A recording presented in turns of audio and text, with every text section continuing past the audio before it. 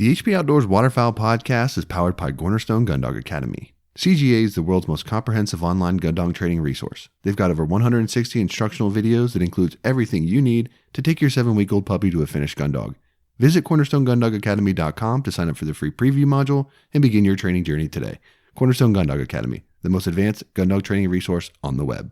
You are listening to the HP Outdoors Waterfowl podcast.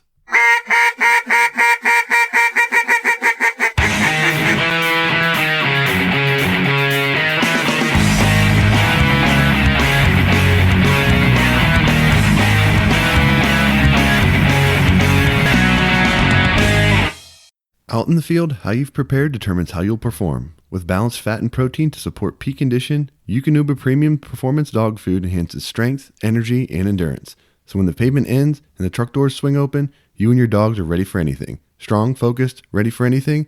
That's a HPOWP dog. Since 1898, Old Town has been building the most advanced, quality watercraft products to give you the very best experience on the water. Whether you're hunting, fishing, or enjoying a relaxing paddle on the lake, there's a boat for every type of adventurer. If you haven't seen it, check out their newest offering, the new grab-and-go watercraft designed to function as your boat, blind, and retriever. The easy-to-conceal, 11-foot 9-inch, 56-pound Solo Sportsman is the ideal craft for those in search of a stable, lightweight craft that's easy to paddle and even easier to transport or stash. Designed with the hunter and angler in mind, the Solo Sportsman is equipped with thoughtful shell, tackle, and tool storage, a comfortable and adjustable seat and foot braces, an accessory track, and rod holders. Check it out at oldtowncanoe.com/sportsman. Original design, select grade components, superior sound, and unparalleled service. 737 takes exceptional pride in producing the finest quality, best built premium calls on the market today. They're made right here in America, and they're offered only direct to consumers through their website. Shipping in the U.S. is always free, and international orders are also accepted online. A 20-day money-back guarantee and lifetime warranty accompanies every call purchased. 737 Duck Calls. Lead the flock. SoundGear is offering a 35% discount to the HP Outdoors listeners for their instant fit industrial and shooter products. You can head over to soundgearhearing.com and use the promo code HPO35 to claim your discount today. All right, guys, season's here, and we know you're not leaving your pups at home. Gunner Kennels is known for their crash-tested crates, but now they're ensuring that you can defend your food too. They've created their new food crate, which has got to be the most durable food container ever made. This thing holds 50 pounds of dog food, uses heavy-duty roto-molded construction with airtight gaskets and seals to ensure food freshness. A durable, lockable latch makes sure that raccoons and rodents can't get in there either. Gunner also guarantees that it's waterproof, dustproof, and airtight. It's constructed for portability as well, so you can keep it at home, throw it in the back of the truck, bring it to camp. Wherever you go, the food crate can go with you. Just like Gunner Kennels, the food crate comes with a lifetime guarantee and is overbuilt right here in the USA. Check them out and get yours today at gunner.com. All right, welcome to episode 195 of the HP Outdoors Waterfowl Podcast. I'm your host, Josh Palm, and we are your on-demand audio source for all things waterfowl and waterfowl hunting. If you are new to the show, head over to hpoutdoors.com. You can find out all about us. You can check out our past episodes. You can find out all the good stuff we got going on. Social media as well. Facebook, Twitter, and Instagram. If you're a Facebook user, head over to our Facebook listeners group.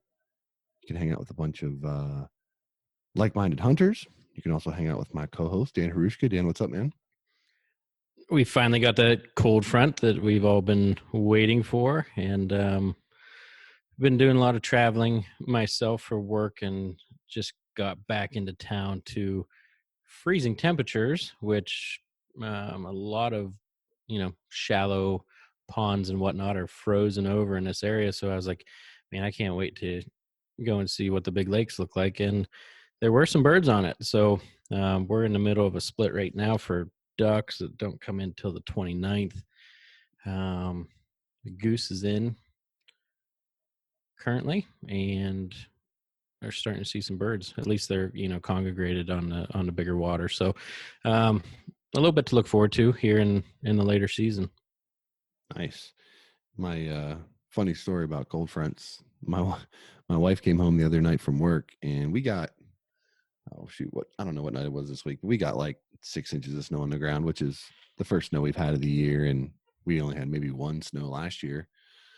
So she comes home from work and she rolls in and she says, "Man, temperatures are really dropping out there." And I go, Boom. Hashtag cold front. She just looks at me and drops the WTF. I'm like, okay. Don't appreciate that, I guess. She's not on a DU app, apparently. Well, clearly needs some DU app in her life because she wasn't digging that. But yeah, man, it's definitely cold here right now. And yeah, this is definitely the time it feels like where a lot of guys, because we're down where I'm at. While there are some waterfowl hunters, I mean, everyone here, a lot of people here are still very much like deer focused, and usually through Thanksgiving, guys are still kind of in the deer woods going after bucks and stuff like that. And usually this last split, the one that came in today, you start to see the duck hunters and the goose hunters kind of getting out in full force because most of those guys are kind of done chasing deer for the year and they tend to shift their focus to birds at this point. So definitely kind of the full swing, if you will, on the waterfowl game here in VA right now. Yeah, and I mean, I'm looking at the zone that I live in. So duck comes in October 10th through December 12th, right? So we've been out for a week. Comes back in December 29th through January 2nd. And it always seems like, once deer season goes out, we either have snow or that's really when it starts to turn cold. And it it just seems like with everyone's schedules, like before Christmas, things start to slow down. You have more time to get out, and we're always in that split. And it always seems like, man, I wish I could get out then. I always feel like I'm begging for more time. Like it just seems like it's always right now when birds start showing up. And then you look at like our south zone, which is not, that's at 80 and below, and which I-80, it's not too far from here, 45 minutes. And they're October 17th through the 24th, and then November 17th through January 16th. And it's like, why can't we have that? Like, that'd be beautiful. Yeah. Did you Just say make the that whole yours? state. Did you say that yours is October something through December 12th, unbroken? October 10th through December 12th, and No then splits. no splits, and then December Wow. 29th through January 2nd. Why? Why would they do that? I don't know. That seems But just really think about it. strange. Why not do November 17th through January 16th? That would be like perfect. Well, I mean, frankly, to me, it would make sense to have a 2 week split during the Pennsylvania rifle season Hmm. because Pennsylvania's got a crap ton of deer hunters. And if you want to encourage people to get out in the woods and stuff like that and allow them to prolong the season some, it'd be nice if you could take 2 weeks to hunt, deer and then come back to ducks. Cause that's what I like about the way Virginia's is set up is we only get 4 days to hunt ducks in October. Yeah. So, and then you get like a 2 week split around Thanksgiving and then, it's out for like another 2 weeks and then it comes back in like today was the first day to split the 19th and will run essentially through the end of January for ducks. So if you're a deer hunter in Virginia, you can hunt archery season, you can hunt muzzleloader, you can hunt the rut hard if you want, all while not missing any duck hunting action, which Yeah. is just awesome. So I really like that setup.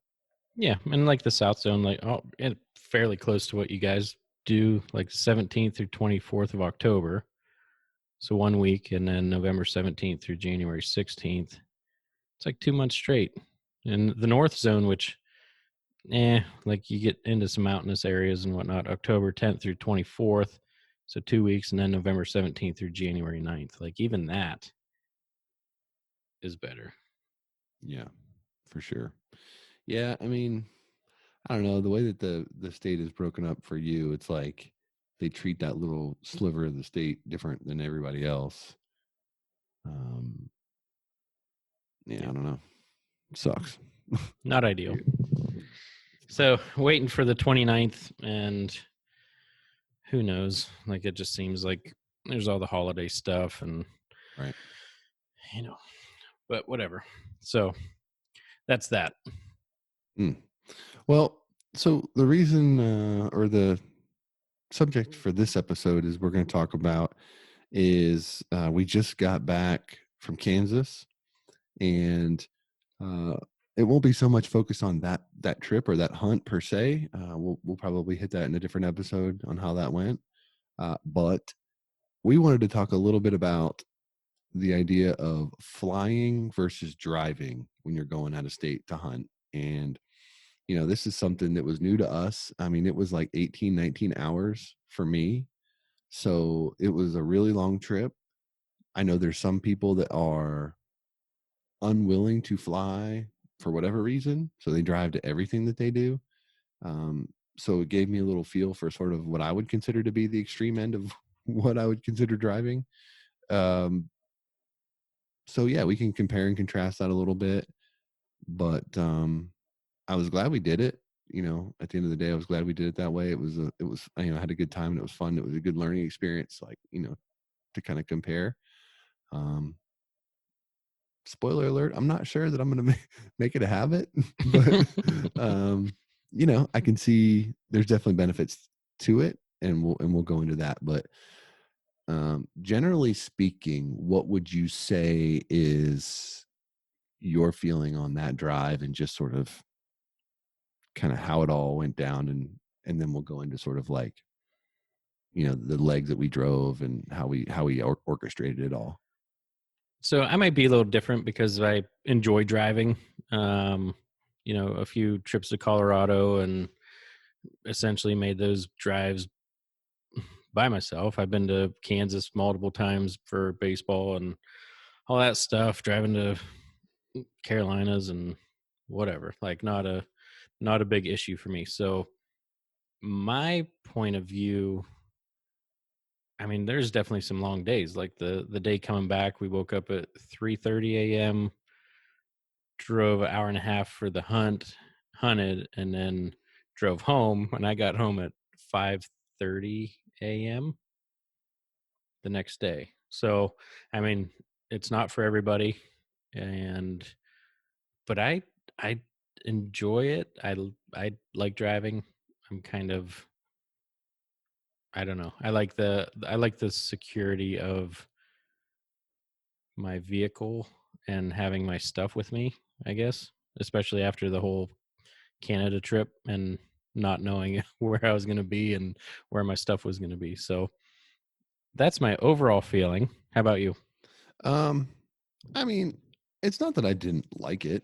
Um, I think the biggest thing that I struggle with, especially this time of year in daylight savings, is we spent so much time on the road in the dark, Hmm. and that for me makes it a lot harder. If we were driving somewhere where it was going to be light out till 9 p.m., that'd be a lot better, because they were just part of the appeal to me for driving is to see the country that you're crossing. And you know I didn't, I was driving in the dark from my house until we met up, and essentially, and then, we were by the time we got to places that I had never been, I'd been through Ohio and I've been through Indiana, but, you get out into like Illinois and Missouri, and we were in the dark.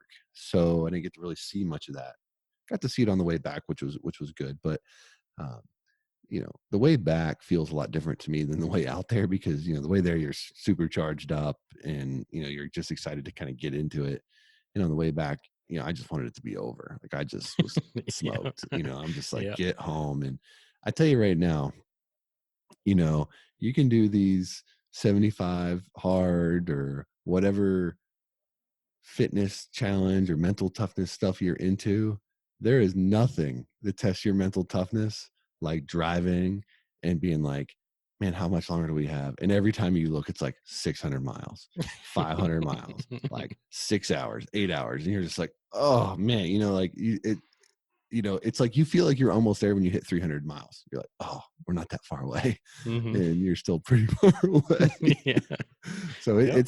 it's a mental grind, I think, and to that end, I think it's much easier to do if you got, a buddy or a couple good buddies, and, and on the trip with you. So that for me is definitely one of the biggest things, is just, you know, it's an opportunity to spend more time and hang out and just shoot the bull and all that kind of stuff. So that was cool, and that was something that I did like about it that I don't get to typically do when we're flying. So um, that was a good thing for me. But like the thing was, man, like it was such a long day.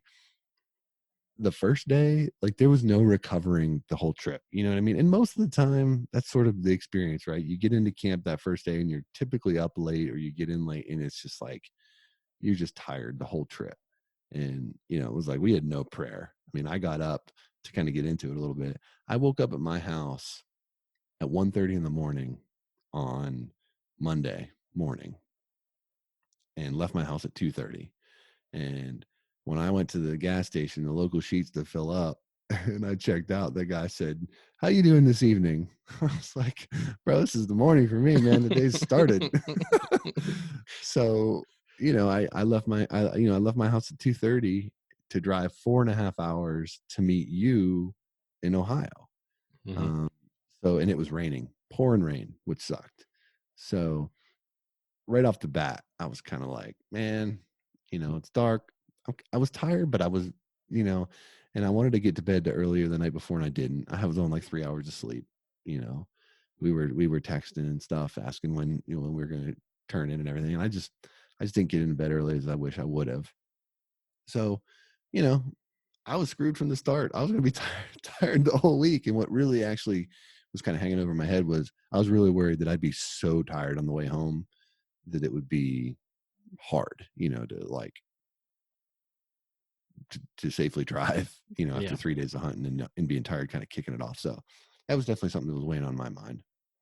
And just to put it out there, like this was, I don't want to say pushed upon us, but it was advised just from the whole COVID and kind of staying out of airports and, the whole quarantine with wives and family and everything else. So that's kind of why we did decide to drive it this time. So um, I guess a little more background, but that was, once we met up and then we started and immediately got through a lot of snow. So, that it wasn't an ideal drive by any means.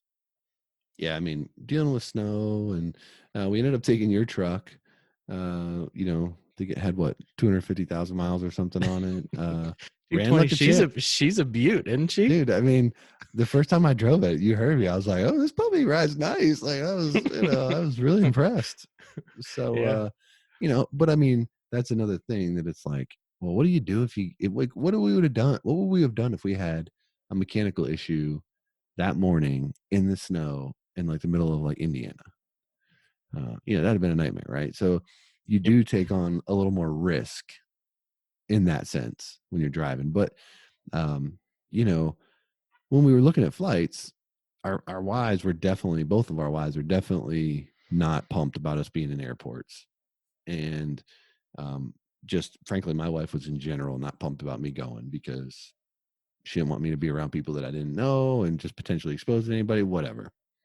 But uh, another layer to this was we're both dealing with kids that are virtually learning and distance learning, and originally one of the biggest things that we really considered flying for was because you were going to have to drop your kids off at school on Monday morning, and by the time you did that and got to the airport with connecting flights, we weren't going to get into Wichita till like 10:30 anyway. Like it was going Hmm. to be late that night that we got there. So at that point is when I really started actually considering driving, because I was like, if it's going to be late, you know, and now you're talking about way more expensive. These are kind of some of the items we're going to dig into, but like there's a lot more that goes into that than just saying like, all right, drop your kids off and get on the road and I'll meet you in Ohio. We have a buddy that lives in Ohio. So I left my truck there and, go on from there. So I was happy we could get there a little bit earlier. We get a better start because we ended up getting into Kansas around 10 or 10:30, right? Is that right? Yeah. On Monday night? Yeah. Yeah. So about the same. Actually, we probably Everyone was got in. sleeping.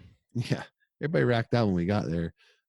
But it probably would have been later at night if we actually flew, Yeah. because with weather and stuff, who knows if we would have had a delay or whatever. But just waiting around for baggage and getting a rental and stuff, I think we probably would. So we might have got in there quicker, but certainly paid the price for it in, highway time. Yeah. And so my kids were on ABC schedule, so they were home or in school 2 days a week and home 3 days. Well, we had a rise in our county, and they ended up making it fully virtual for the week and the 1 week only that we were gone. So to throw a wrench into everything else, and then that following Monday they went back to school. So it was just the week that we were gone. Well, I mean, we talk about this, and everybody on this listen to this right now can probably relate. But anytime you leave home, it's never convenient, and if it can go wrong, it will go wrong, right? Mhm. So you had the school situation where your kids were going to be 100% home, so you had to find coverage that week. My kid had been 100% home and was actually going back to school 2 days of that a week that week that we were gone. And Monday night, we're in the car and we get an email from the school saying that a staff member at the school had tested positive for coronavirus. And my son was supposed to go to his first day on Wednesday. So, of course, I get the panic call like, what the hell? What are we going to do? She's freaking out. So, it was like right off the bat, we're just taking punches, as we're going, just trying to Yeah. get out there. So we had a lot of variables we were working with and all that kind of stuff. But you know, we made it. We made it on that first day. But I Yeah, wanted to talk. massive snowstorm. Every time I leave, Right? it snows here. Yeah, you got Even like this 18 last inches at your house. yeah. I was it's my fault that, Of there's course. vehicles sliding through stop signs. So, anyways. Buy some new tires, bro. Yeah. I mean, so honest question: w- would the minivan have slid through an intersection, or was it squared away? Well, I think I don't know if she just with the so the minivan is gone for people that haven't been following. Minivan's gone. Got a Honda Pilot, all-wheel drive. She doesn't realize that all-wheel drive doesn't help a vehicle stop. It just helps you go. So I don't know.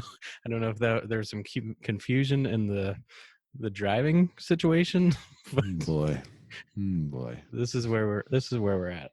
that We'll that keep it. that is We'll keep that that that there. that is unfortunate. I Oh think we're I man. think we're all good there, anyways. Hmm. Now. All right. So let's talk a little bit about just the process and kind of Mhm. the pros and cons, right? And I'll throw out some of my pros, maybe you throw out some of yours, and then we'll hit up the cons for each after that, and then maybe at the end we can kind of summarize sort of where we feel or how we feel about it, kind of moving forward. But starting off, so this is my first time driving, right? Of any long magnitude for a hunt. Mhm. And like you said, with baseball, I've driven all over the freaking place. But for hunting, completely different deal here. So the number one thing that I would say is a benefit for driving, and this is not like I'm breaking news here, but you're just way more freedom to pack like whatever you might need. Mhm. Um, I mean, we were texting the night before, and I think I'd said, I was like, I feel like I'm way overpacking because I knew that I had the luxury to be able to do that. So I just did it, which is weird because I'm usually not like that. I usually pack pretty lean for almost everything. But I felt completely prepared. I didn't have to wear my waders in a layout blind. That's typically what I would do. I would typically just bring waders, and that way you're not bringing a separate pair of boots and a separate pair of bibs and all that kind of stuff. I just wear my waders. I didn't do that. I had my waders and my bibs, so that all worked out. But knowing that I wasn't worried, I brought a backup gun. I almost never do that. When I fly, I could, but I just usually don't. But I did this time. So that was kind of cool, and I did like that flexibility, and I could see why, for some, depending on the type of hunt you're doing, that alone might be a reason to drive. Just it might be worth it. I don't know, but that was one of the biggest things that I thought was a benefit to this experience. Yeah, and that's also the first one I have. I like packing all my stuff is what I wrote down and in a note. And honestly, after going out west for big game is a little bit different than going on a guided hunt for waterfowl. And now that I've done that and having the afternoon to either shoot clays or go find some public land or whatever, like next time I'm taking a blind with me. Like, that's one spot. Well, a blind and waiters, because every time we've been out there, we haven't needed waiters, and we could have got into some spots where we could have done some more duck hunting, and I didn't have my waiters, so I packed everything except a blind and waiters, which I probably could have borrowed, but uh, didn't end up doing that. So I definitely, I like. It's just a feeling of comfort, right? You have your vehicle that you always drive to hunt, and you know where your stuff's at. You know that you can take extra stuff. You know you can have your backups and all that. So that's just a very comforting feeling over, like you said, kind of packing lean. You don't know if you're going to get a giant snowstorm or if it's going to be 80 degrees, and just being able to throw all your stuff in there and go is just a nice comfort feeling for me. Well, and you don't have to worry about, is my bag going to be there at baggage claim when I get there? Is my gun going to be there? I mean, I'll never forget the first time we flew out to Kansas. I had a brand new Pelican gun case that I flew out there with, and I could not believe the chunk that was taken out of that case when I got Looked it like in it Wichita. got hit by a chainsaw. It literally looked like someone just, I mean, I don't know what you do to it to make it more, to gouge it like they did. But I was like, dang, oh man, like, I'm glad I ponied up for the level of case that I did, because that was a legit gouge. So, Hmm. I wasn't worried about my gun. I wasn't, that peace of mind is huge for sure. Cause I Hmm. mean, what a disaster if you're going on a hunt that you've been waiting on, you've been super pumped for, and you show up and like your gear's gone. I mean, Hmm. when we went to Canada, Al Byers was with us and his bag didn't show up, and he had medication and stuff in there. So it was like, holy crap, man, you lose that stuff in waiting for 2 or 3 days.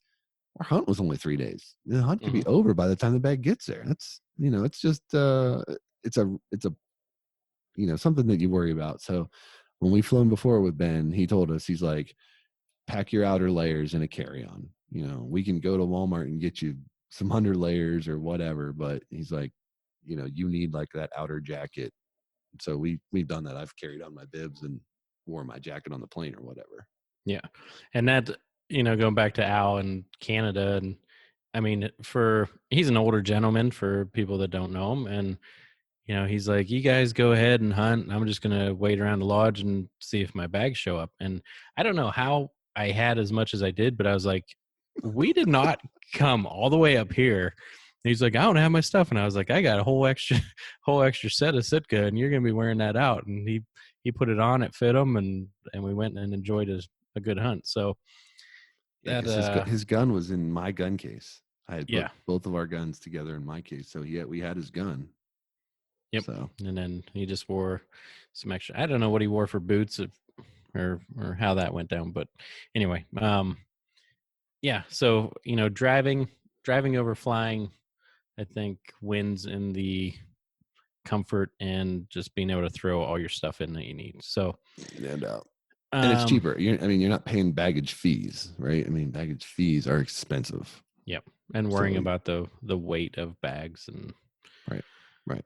all that stuff. Yeah. So I guess I'll go on with that. It was a lot cheaper to drive. Yep. I So mean, gas prices right now are not bad at all across the Midwest. So felt like we actually made out pretty good in that front. what were the flights were over Man, 4? no, I think that because we waited really late to actually book, Yeah, if we were going to book. So I mean, my flight was going to be upwards of $700. Like it sure. was expensive. I don't know if it was because they were, spacing people on the plane and they were limiting seats or whatever, but I just, to make the connections that I wanted to and stuff, it was going to be expensive. So I mean that to drive out there, and I don't have the exact numbers, but I mean you're talking under $300 out and Yeah. back. Yeah, for sure. So So totally worth cheap, it. and that's you buy your tickets for 4, 5, $600, and then you have your baggage fees. your gun fees, stuff like that. So Well, and then you're paying for a rental when you get there. yeah, So, I which is mean, another couple hundred yeah, bucks. yeah, the fees rack up pretty quick. So, the time that you're saving flying and stuff, you're paying for that for sure. Hmm. Um, my next one I have is seeing the country, and even though we did go through snow and rain and dark, going through Missouri and Illinois, you were racked out when I saw the first nice buck in Illinois. It's like But the only deer we saw in the entire way out there. I was very surprised at the lack of deer and fowl that we saw on the drive out Yeah. Yeah, I and was back. I was too. I saw a bunch more on the way back than I saw on the way out. You saw a bunch more of the back of your eyelids on the way back, so you don't know what I'm talking Oh, about, but jeez. but I saw a lot of birds on the way home. But we had a cold front pushing while we were out there. Hashtag cold front. So, there were birds moving in all all across the Midwest out there. So yeah, we saw a lot more ducks and geese in fields visible on the way back. But I agree with you. Seeing different places. I mean, it's not like the Midwest is super engaging. It's pretty flat, and you know, but for an outdoorsman who's interested in trying to find wildlife and stuff, it's you know, it's good. So I enjoyed that and kind of seeing what I could see. Um, my next one, and this is for for some people more than others, but just the people feel safer on the ground, right? They don't enjoy the flight. They don't like that. I don't. I enjoy flying. I don't mind it whatsoever. There's no scare factor for me. Um, so that's just Yeah, another thought I have. I mean, if it's snowing and raining at 3 in the morning and I'm tired and stuff, I feel way safer in an airplane. Yeah. you know, uh, but yeah, I didn't, I don't have any issues with flying at all. So that one's really a non-factor for me. But I would have guessed that if you've got a fear of flying, there's probably no benefit that would outweigh that fear to get you on a plane unless you absolutely had to, for whatever reason. But I'll tell you, Dan, the number one thing, not number one, maybe 1A thing that I liked about driving versus flying is I knew we could transport birds and not have to like monkey around with shipping them or whatever. Like I just knew we had coolers and we were set up to bring them back. So that was super easy. I mean, it's always one thing that I've had to try to figure out is how to get birds back, or does someone else want them that's driving or can take whatever, like however that's going to work. But um, yeah, I mean, it was just nice to breast them out, leave the wing, throw them in the cooler, forget it, good to go.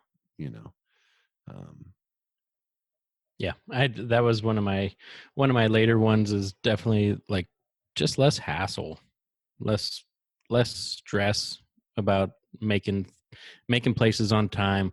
You can kind of make your own schedule. If you need to push it back, then you just drive a day later. Like you can figure out everything at home or whatever it may be. Like just it felt more relaxing to me because there wasn't a set schedule. You know what I mean? Like there kind of was, but at the same time, you have a good variance there. yeah, no, I mean, there's definitely something to be said for that. Like, especially if your flight is, like at a time where it could bump up against like a hunt where you have to make sure you're out of the field. Like, yeah, that takes a little bit of the fun out of it. I would say, but it's.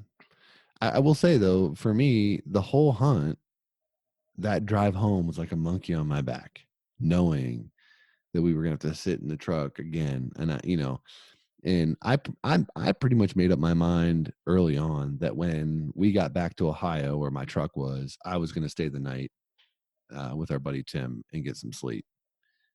You were going to be continuing on because you had to like get your kids to school in the morning or something like that. But I just, I gotta be honest with you. I don't know if I definitely couldn't have made it 4.5, 3. I don't know, because this is kind of dabbling into the drawbacks though a little bit.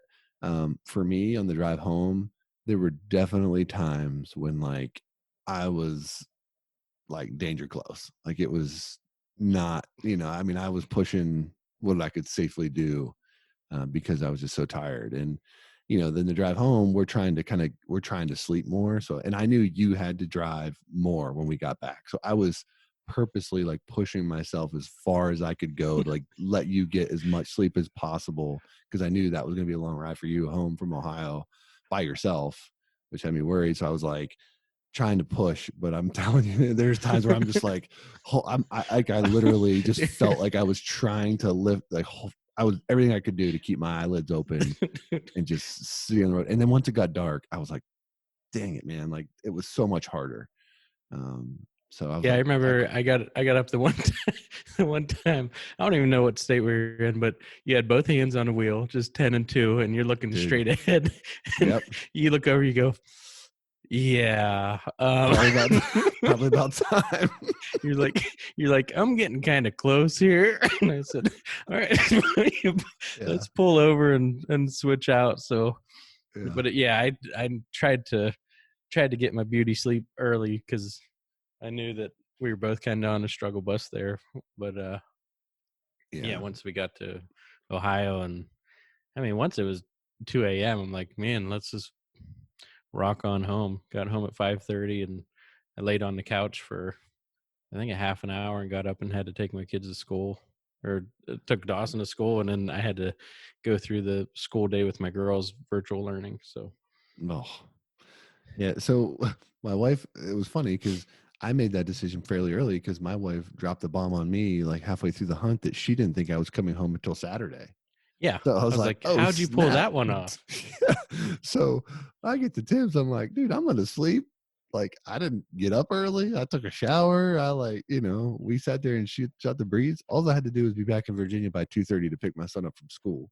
So I made it just in time. And, you know, and that was good. But yeah, if I had to do it again, I would I would say at least on the way back, plan an overnight stop just because you're getting up so early. And it's just dangerous when you get that tired. Like I think we were talking about this, it's not a matter of if you're going to fall asleep. It's just when you start Hmm. head bobbing and your eyes are getting heavy, like it's going to happen. It's worse than drunk driving. Like, you Yep. know, you're going to fall asleep at some point and you're just pushing your luck at that point. So I think if we had broken it up and, and drove until dark, or maybe a couple hours, drove till dinner time, maybe like 7 or 8, pulled over somewhere, got a good night's sleep, and got on the road early in the morning. I feel like the drive home would have been a much better experience for me than what it was, just because I was so tired, and Yeah. at that point. But I think most people probably do that. They probably build in stops. We just kind of because of our situation sort of had to push it, and that right there is maybe the number one drawback for me in the whole deal is I feel like you have to factor in like almost 2 additional days like on your trip just for the car travel. You know what I mean? Like there's like those bookend chunk of time where I mean, if we were planning to get out there as early as we could have on Monday, we could have been in Wichita by 11 a.m. Hmm. Flying out 6 a.m. out of DC for me, connecting with you in Chicago, and we could have been there at 11, where you got the whole afternoon to do whatever and get a good night's sleep, and then you just start the trip off in better on a better foot. Yeah. Where instead I'm up at 2:30 in the morning, 1:30 in the morning, leaving my house at 2:30, and you're dealing with weather and all the stuff you're dealing with. So that for me is just a huge drawback. I mean, we've talked a lot about going out to Colorado on an elk hunt and driving out there and doing it. And I'm just like, after that trip, I was like, man, You I'd rather, drive, pick me up I, in Denver. yeah, man. I mean, like, give me a Pelican bow case, and I will pack my backpack full of what I need on the mountain, and then I will check it and just see it in Denver because anything that I can't check on an airplane is not going on the mountain with me anyway. uh, but then you got to get a vehicle, and so it's like it's tough, right? I mean, there's really, you know, it's a long time to be in the car, man. It's a really long time, and it just adds on time to your hunt. That if I could be on the mountain for 10 hours, then I'm not sitting in a vehicle. That's 10 hours that I'm hunting. That's 10 hours where I can make it happen potentially, where you're not making it happen in the truck on the going across Illinois. Yeah. I So agree. And I mean, when you start thinking about that too, and just shipping meat back or shipping antlers back, and disaster. just that But you know whole what? deal The thing is, is, though, I say that that's a disaster, but I don't know. I mean, people hunt out of state all the time and do this. I mean, there's probably a way to do it that's fairly painless. I've never done it and haven't even thought about it. Like yeah, it's just, but that's the last thing you want to deal with, right? I mean, you get this animal, you pack it out, you're smoked, you're tired. If it's hot, like, all of a sudden you don't want to ruin that meat. I mean, that's like, you know, 900 pounds of super animal that you don't want to like go to waste. pure gold. Mm. Yeah. So anyway, something that we'll probably have to discuss if that's actually going to happen or not. But yeah, man. I mean, flying can be stressful for those that have done it and can relate to this. I remember when we flew to Canada, and it's different because it's technically international or whatever, but you know, we almost missed our layover in where did we fly into? Toronto, Toronto, Montreal, Toronto, Toronto, and then did we leave Toronto? Did we fly? We came back. We flew out through one and came back through another. So I think we came back through Toronto. I think we flew out through Montreal, if I recall. maybe. Anyway, that's neither here nor there. But all I knew is we had like an hour layover, or maybe a little longer. Is that right? No, it was definitely Toronto because I was like, this is the largest place I've ever seen. Like, we had to run to get through it, and we just kept walking. It felt like just Oh, miles. you know what it was. You know what it was. We had like a 3 hour layover, and Hmm. there was another two dudes that were there that were going grouse hunting somewhere, and their layover was less than ours, and they missed their flight, or their flight got canceled or something. So they stayed the night in that airport or in that city, where we ended up getting out barely, but we were delayed in DC, right? Like when Yeah, Al and I showed up at the airport, our flight was already delayed. And I was like, shoot, man, like here we go, right? yeah, So we ended up making it, but it was stressed the whole time. You're standing there in customs trying to get through with a weapon. And that's like the last situation you want to be like under pressure and like stressed about your time because they're not going to speed up just because you ask them to, right? right. So that Actually, was slow down. I found right. that out. Yeah, exactly. So that is stress that is definitely not missed, on all of that. But too, I think if you had maybe like 3 or 4 guys um for a trip, I think that'd be better, because while like you were sleeping or I was sleeping, the other one's driving on their own. Mhm. Where if you could go and like if you had like a battle buddy, right? Like if me and you were driving and one's navigating and the other two dudes are racked out in the back seat, and then you just flop, that would be the way to do it, I think. So you could probably set yourself up a little better in that regard than what we did. But you know, a lot of people love to drive where they're going, and I do get it. I do get it. I just yeah, for me So, it's just about like I much would have rather been there 11 a.m. on Monday than 10:30. yeah, That and I feel that kind like of sucks. if we would have had to wake up at 3:30 that first day, that would have been really bad. But we didn't have a far drive, and um, being able to get 5.5, 6 hours of sleep, whatever it was helpful. But um, flying, obviously, saving time. I think if it's stateside, I would anything over 10 hours, I would rather fly. Still, with all those benefits, like you can still even with the benefits of driving that we mentioned, anything over 10 hours, I would rather fly it personally. Um, and I don't mind driving. And we had a blast. It was fun, but just the ease and just the overall feeling, right? You just feel better. You have the energy. So anything over 10, I'd say I would fly. And I think that's probably where I'm at for a while until I'm older. And then I would probably say like anything over 5, I'd rather fly. Yeah, so a lot of it depends too on cost, right? I mean, we saved a bunch of money by not flying. Right. So, if you're someone who is trying to save up for a hunt, I mean, drive it. It's definitely doable. You know what I mean? There's a lot of benefits to it, and you'll save a bunch of coin. Definitely cheaper.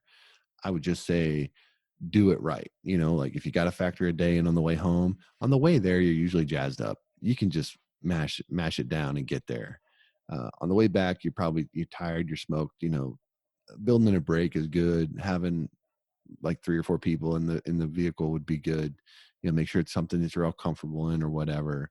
I'm not sure if we had dudes in the back seat of your truck, if they'd have been as comfortable, that might have been a better fit for like my rig or whatever. But um, it's just I think that um I think for most people, driving is just easier.